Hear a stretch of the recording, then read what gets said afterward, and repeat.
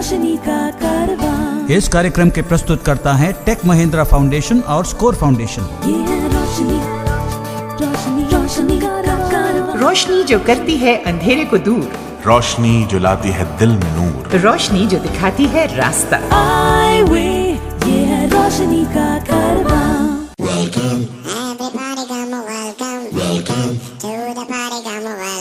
Welcome, ये है रोशनी का कारवां। वेलकम, ये है रोशनी का कारवां। वेलकम, ये है रोशनी का कारवां। वेलकम, वेलकम, वेलकम, वेलकम दोस्तों, वेलकम। मैं हूँ सलीमा रजा और माई सेल्फ शेरू। शेरू, ये माई सेल्फ शेरू क्या होता है भाई?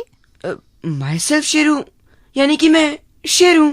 नहीं भाई, अक्सर काफी सारे लोग अपने आप को माई सेल्फ कहकर इंट्रोड्यूस करते हैं, है ना? लेकिन इंग्लिश में अगर आपको अपना परिचय देना है तो आपको कहना चाहिए आई एम शेरू।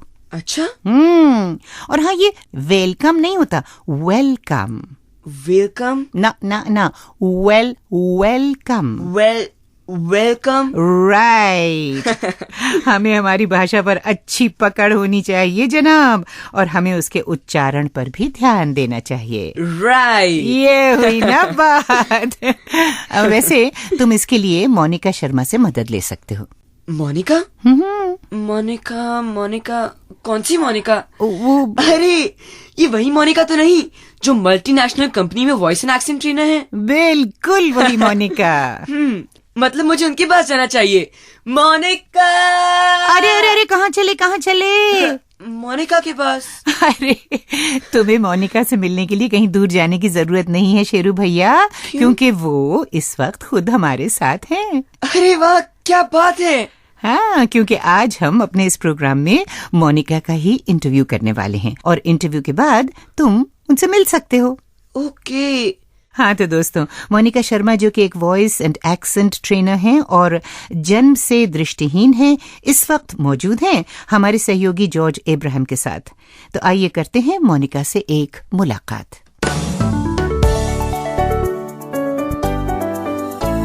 नमस्कार मोनिका। नमस्कार। आप एक मल्टीनेशनल कंपनी में कार्यरत हैं वर्तमान में। आपका कार्य क्षेत्र क्या है, थोड़ा आप संक्षेप में बताएंगे प्लीज? एक प्रशिक्षक के तौर पर मेरा काम होता है वहाँ पर जो लोग ज्वाइन करते हैं उन्हें ट्रेनिंग देना, इससे पहले कि वो इंटरनेशनल कस्टमर से बात कर सकें। तो मुझे उस एक्सेंट की और उस प्रोनाउंसिएशन की ट्रेनिंग उन सब लोगों को देनी होती है जो हमारा कस्टमर समझ सके, और इस ट्रेनिंग के द्वारा हमारे कस्टमर्स को वो फिर ठीक से समझ सकें। इसके अलावा जानकारी देनी होती है उन्हें कॉल हैंडलिंग स्किल्स पर, सॉफ्ट स्किल्स जिसे हम कहते हैं। तो कस्टमर से किस तरह बात करनी है, उनसे किस तरह डील करना है, ताकि हमारा क्लाइंट हमेशा हमसे खुश रहे और हम उनके क्वेरीज को ठीक से रिजॉल्व कर पाएं। मोनिका, ऐसे काम करने के लिए एक व्यक्ति को किस प्रकार के क्वालिफिकेशंस होना जरूरी है? कम से कम एक व्यक्ति को ग्रेजुएट होना होता है, और इसके अलावा थोड़े बहुत अच्छे कम्युनिकेशन स्किल्स की जरूरत होती है जिन्हें फिर ट्रेनिंग के द्वारा पॉलिश किया जाता है। एक और सवाल मेरे जहन में आ रहा है कि जब आप साइटेड लोगों को सिखाते हैं, जी, आपके क्लास में कितने लोग होते हैं और किस प्रकार के चैलेंजेस आप फेस करते हैं बीइंग ब्लाइंड? मेरे जो ट्रेनीज हैं अक्सर वो लगभग 15 से 20 तक होते हैं एक बैच में। जी। और बस ये है कि मुझे अपने कान जरा तेज रखने पड़ते हैं ताकि मैं ये देखूं कि सब पार्टिसिपेट कर रहे हैं, कौन है जो नहीं बात कर रहा, कौन है जो ज्यादा बात कर रहा है, जी, और कौन है जो कि अटेंशन जिसका कहीं और है। जी। आपके जो पहले दिन का जो तजुर्बा था या एक्सपीरियंस था, उसमें कुछ यादगार क्षण हैं जो आप शेयर करना चाहेंगे? जी, जो पहला बैच था मेरा, जी, उसमें एक ट्रेनी था जिसे मैंने कुछ टॉपिक दिया बोलने के लिए, और वो बहुत खोया खोया सा साउंड कर रहा था। उसका जो फोकस था वो शायद खिड़की से कहीं बाहर था, वो देख कहीं और रहा था और बात मुझसे कर रहा था। जी। तो लेकिन मुझे पता चल गया कि वो मुझे फेस करके नहीं बात कर रहा, और जब मैंने उसे ये बात व्यक्त की तो वो खुद हैरान था कि मैम को ये बात कैसे पता चली। आपका ये जो आंखों का प्रॉब्लम है ये कैसे हुआ, कब हुआ, और प्रॉब्लम एक्चुअली क्या है? ये प्रॉब्लम मुझे बाय बर्थ है, जन्म से ही है जी। और प्रॉब्लम का जो मुख्य कारण है वो है ऑप्टिक नर्व का ड्राई हो जाना। जी। तो ये प्रॉब्लम मेरे पेरेंट्स को पता चली थी जब मैं लगभग 2-2.5 महीने की थी। और आपके पेरेंट्स का रिस्पॉन्स क्या था जब उन्हें पता चला कि ये प्रॉब्लम है? मेरे पेरेंट्स शुरू में तो जाहिर है बहुत ही हताश थे, क्योंकि उनके लिए डेफिनेटली एक शॉक था, क्योंकि इससे पहले कभी भी परिवार में ऐसी कोई समस्या किसी के साथ नहीं थी। लेकिन बाद में फिर उन्होंने धीरे धीरे इस चीज़ को एक्सेप्ट कर लिया और जगह जगह दिखाया। लेकिन जब मालूम चला कि फिलहाल इसका कोई इलाज नहीं है तो वो रुके नहीं और उन्होंने मेरी एजुकेशन पे काम करना शुरू कर दिया। तो आपका एजुकेशन के बारे में थोड़ा बताएंगे, कहाँ पर पढ़े और समस्याएं या चैलेंजेस क्या थे? जी, मैंने आम स्कूल में पढ़ाई की है। जी। तो आम स्कूल में आम बच्चों के साथ सेम क्लास में पढ़ने का जो अनुभव था वो बहुत ही अच्छा था, क्योंकि उसमें हमारी पर्सनालिटी डेवलपमेंट भी अच्छे से हो पाती है, बजाय अगर हम सिर्फ एक ब्लाइंड स्कूल में पढ़ते हैं। तो पढ़ाई के अलावा आपके स्कूल के दिनों में कुछ और एक्टिविटीज थे जिसमें आपको मजा आता था?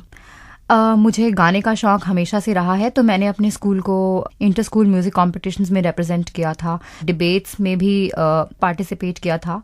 इसके अलावा ऐसे राइटिंग कॉम्पिटिशन्स हमेशा मेरे फेवरेट रहे थे स्कूल लाइफ में। तो स्कूल के बाद आपका सफर क्या था? स्कूल के बाद मैंने लेडी श्रीराम कॉलेज से पॉलिटिकल साइंस ऑनर्स में ग्रेजुएशन की और उसके बाद दिल्ली यूनिवर्सिटी से बैचलर इन एजुकेशन किया।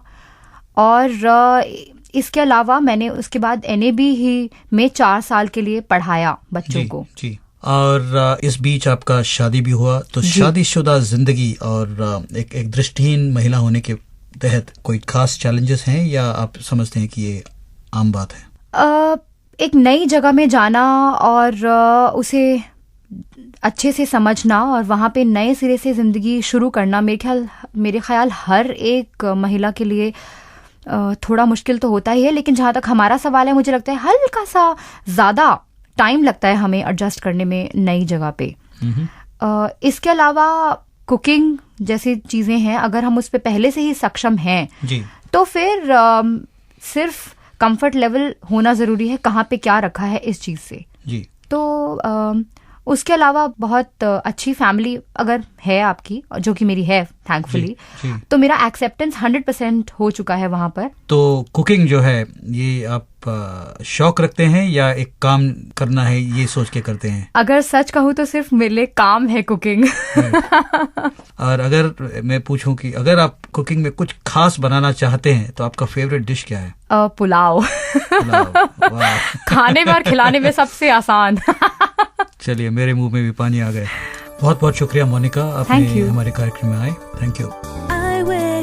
अधिक जानकारी के लिए हमारे आईवे हेल्प डेस्क 011-460-70-380 पर सोमवार से शुक्रवार के बीच सुबह 11 बजे से शाम 5 बजे तक हमें कॉल कर सकते हैं या हमारी वेबसाइट www.ive.org पर विजिट कर सकते हैं।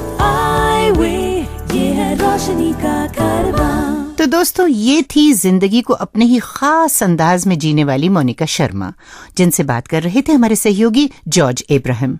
हाँ, और दोस्तों, अब हम आपको सुनाने जा रहे हैं एक छोटी सी न्यूज क्लिपिंग जो कि नागपुर के एक टेलीविजन चैनल से ली गई है। सबसे पहले एक नजर हेडलाइंस पर।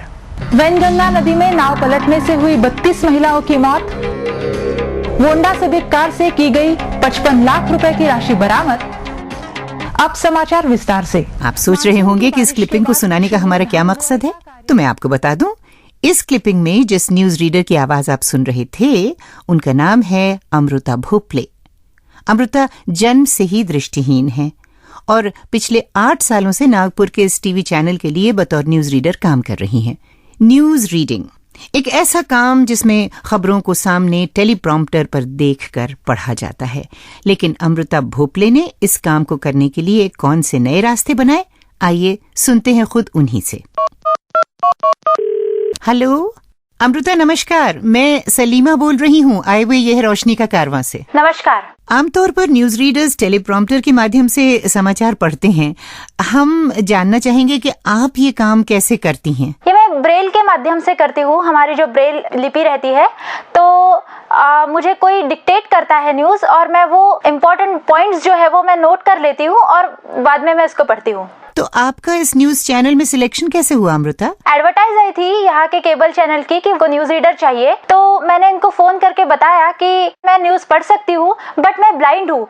तो फिर भी उन्होंने मुझे स्क्रीन टेस्ट के लिए चांस दिया और करीबन 70-80 लोगों में सिर्फ मेरा सिलेक्शन हुआ यहाँ पर।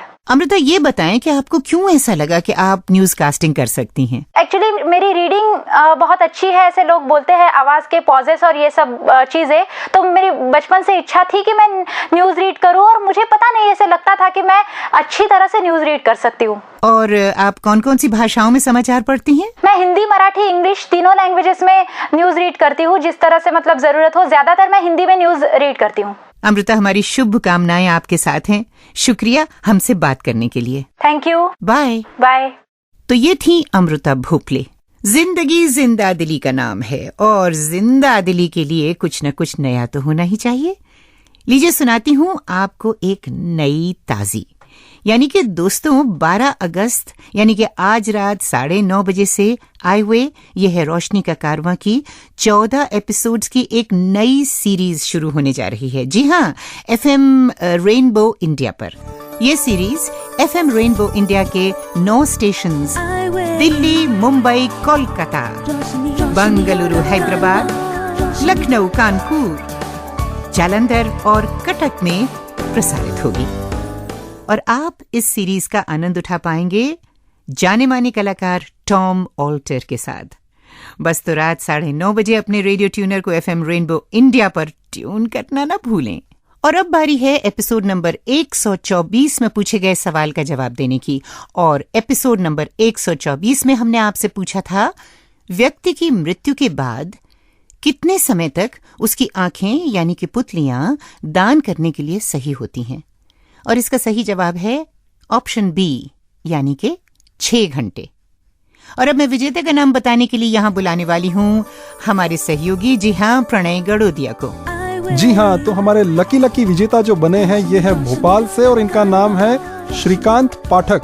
पाठक साहब, बहुत बहुत मुबारक हो आपको आपके इनाम की।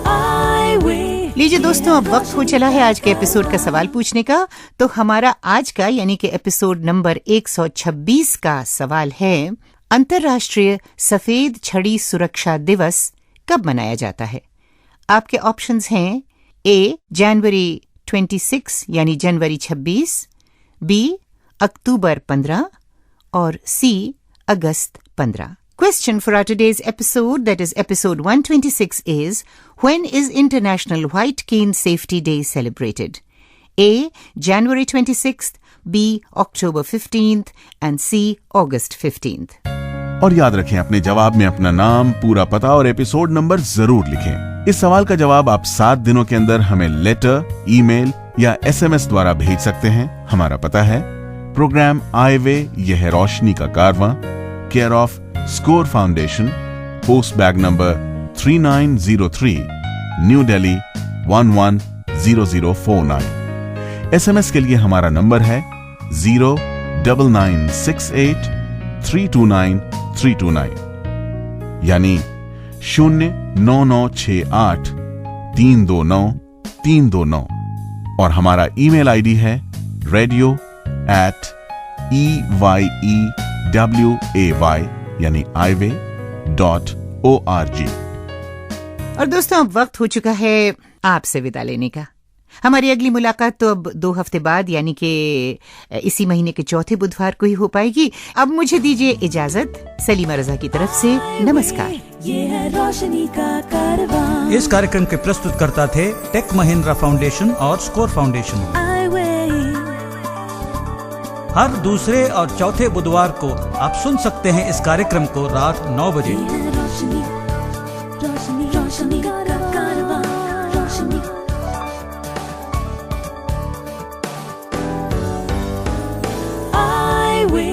ये है रोशनी का कारवां।